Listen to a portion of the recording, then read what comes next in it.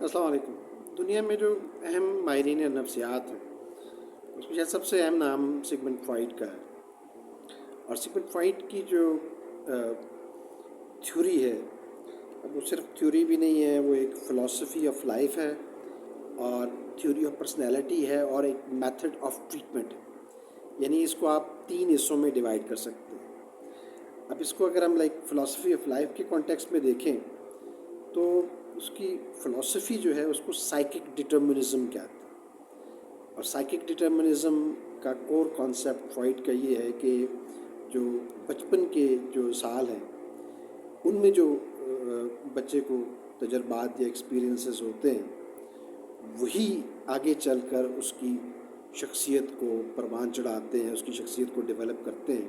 اسی لیے اس کو سائیکک ڈٹرمنزم کہتے ہیں، یعنی فیوچر ڈٹرمنیشن جو ارلی چائلڈہڈ، ابتدائی بچپن میں جو بچے کو ایکسپیرینسز ہیں ان کی بنیاد پر اس کی فیوچر کی جو پرسنالٹی ہے وہ ڈٹرمن ہوتی ہے۔ اب یہ ہم فلاسفی کو ایک اور معنوں میں بھی لے سکتے ہیں جس کا ذکر فرائڈ نے کیا ہے، اس کو ہیڈنزم کہتے ہیں۔ ہیڈنزم یہ ہوتا ہے کہ ہر جو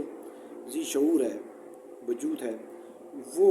پرسیوٹ آف پلیجر کرے گا اور اوائڈنس آف پین کرے گا۔ اس کا جو ہر ایکٹ جو ہے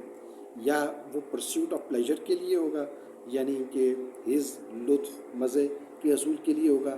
یا اس سے اوائڈ کرنے کے لیے، پین کو اوائڈ کرنے کے لیے ہوگا۔ تو یہ جو ہیڈنزم کی فلاسفی اور دوسری جو سائیکک ڈٹرمنزم کے جو ارلی چائلڈہڈ ایکسپیرینسز ہیں وہ ڈٹرمن کرتے ہیں کہ آدمی کی فیوچر کی شخصیت یا پرسنالٹی کس طریقے کی کر کے ہوگی۔ تو یہ فلاسفی ہیڈنزم کہہ سکتے ہیں اور سائیکک ڈٹرمنزم کہہ سکتے ہیں۔ جو تھیوری آف پرسنالٹی فرائڈ نے دی، میٹا سائیکالوجی اس کو ہم کہتے ہیں، اردو میں کیا کہیں گے، فوکل نفسیات کہہ لیں، اردو میں ٹرمنالوجی ذرا مشکل ہوتی ہے وہ کرنی، لیکن جو میٹا سائیکالوجی ہے اس میں جو سٹرکچرز ہیں، جیسے اڈ ہے، جو آئی، میں، می، مائی سیلف، جو اپنے لیے ہم لفظ استعمال کرتے ہیں، میں، ہم، یہ ایگو ہے، اور ایگو جو ہے وہ آدھی شعوری ہوتی ہے، آدھی لاشعوری ہوتی ہے، اور ایگو جو ہے بیسکلی میں کا احساس ہے، اور آپ یوں سمجھ لیں کہ جو ہماری اپنی جو شخصیت ہے اس کو ہم ایگو سے ریزمبل کر سکتے ہیں۔ لیکن جو فرائڈ کی جو تھیوری ہے وہ جبلتی یا انسٹنکچول تھیوری کہلاتی ہے۔ اس میں مین جو کانسیپٹس ہیں وہ ایروس کا کانسیپٹ ہے، یعنی جو سیکشول ارج ہے وہ بیسکلی ایک ڈرائیونگ فورس ہے انسانی رویے کی۔ اسی پہ فرائڈ پہ کافی اس معاملے میں کرٹیسزم بھی ہوتا ہے، لیکن اس کے مقابلے ایک دوسری فورس بھی ہے جو ڈسٹرکشن کی فورس ہے۔ جو ایروس ہے وہ لائف فورس ہے یا لائف انسٹنکٹ ہے، جو اس کے مقابل جو دوسری جو جبلت ہے وہ ڈیتھ اور ڈسٹرکشن کی ہے، وہ تھیناٹوس ہے۔ ابھی ایروس اور تھیناٹوس جو ہیں وہ گریک میتھولوجی سے ہیں۔ ایروس گاڈ آف لسٹ ہے، اور تھیناٹوس جو ہے وہ God of death and destruction ہے۔ تو یہ جو مین جو ڈرائیونگ فورس ہے جو کہ سیکشول نیچر کی ہے، جو کہ ایروس اور تھیناٹوس کے ذریعے سے اپنے آپ کو ظاہر کرتی ہے، اس کو فرائڈ لیبیڈو کا نام دیتا ہے۔ یہ سیکشول انرجی اس کو آپ کہہ سکتے ہیں، لیبیڈو ٹیکنیکلی ٹرم ہے، اگین وہ بھی گریک میتھولوجی سے لی ہوئی۔ یہ جو لیبیڈو ہے یہ اپنے آپ کو مختلف فارم میں پھر کنورٹ کرتی ہے، ظاہر کرتی ہے with the development of personality. تو میں نے بات شروع کی تھی کہ philosophy of life and theory of personality. ایک سٹرکچر میں نے آپ کو بتایا کہ جو اس کو ہم انا کہہ لیں، ایگو کہہ لیں،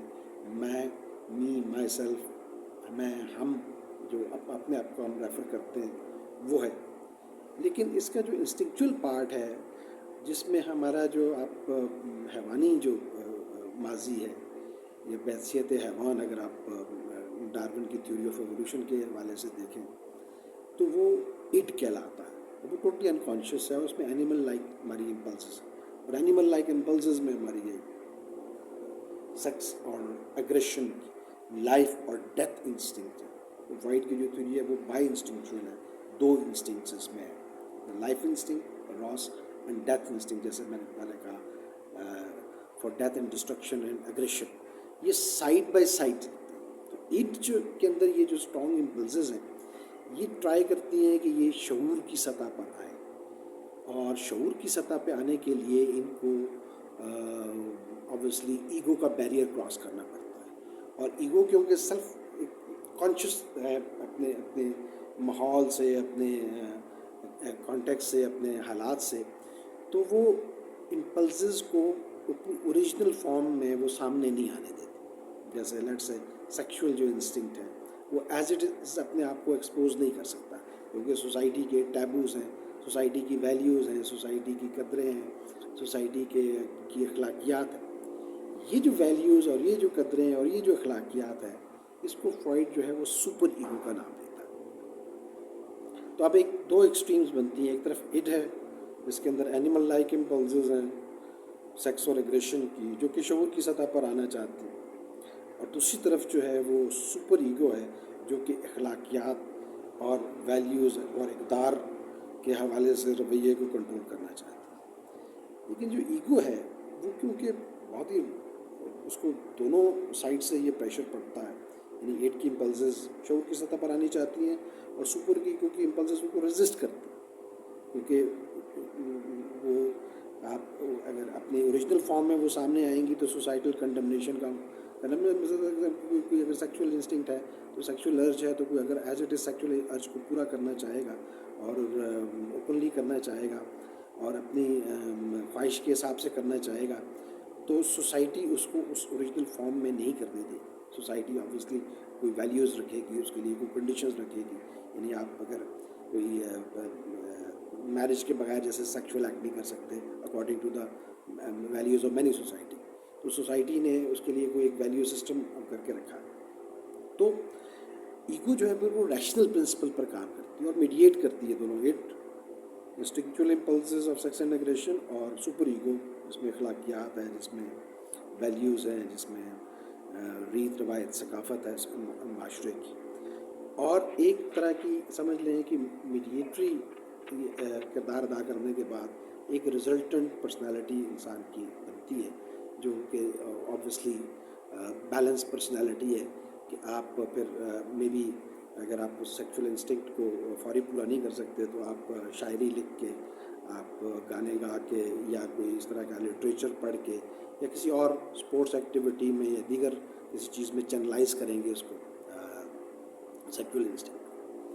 اور اسی طریقے سے آپ اگریشن کی جو امپلس ہے وہ اوپنلی نہیں نکال سکتے تو وہ بھی اسپورٹس میں بھی جا سکتی ہے, وہ دیگر فزیکل ایکٹیویٹی میں بھی وہ مینیفیسٹ ہو سکتی ہے. سو ایک طریقے سے فرائڈ نے یہ جو تھیوری آف پرسنالٹی ہے اس کو اس طریقے سے کیا ہے تاکہ وہ جو انسانی جو رویے ہیں ان کو وہ ایکسپلین کرے. تو کوائٹ کرٹیسزم بھی ہوتا ہے کہ جی یہ بہت سائنٹیفک کانسیپٹ نہیں ہے, لیبیڈو کو آپ کیسے میجر کریں گے, ایٹ کے کو کیسے آئیڈینٹیفائی کریں گے. لیکن فرائڈین سائیکالوجی جس کو ہم سائیکو انالیسس یا تحلیل نفسی بھی کہتے ہیں, جو ٹیکنیکلی اسپیکنگ سائیکو انالیسس ایک میتھڈ آف ٹریٹمنٹ ہے, تو اس کے بارے میں ہمارے نفسیات کا یہ ہوتا ہے کہ یہ اس کو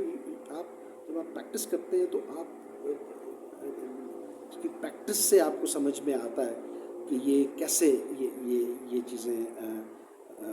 فنکشن کرتی ہیں, یہ کیسے اپنے آپ کو مینیفیسٹ کرتی ہیں, کیسے اپنے آپ کو ظاہر کرتی ہیں. سو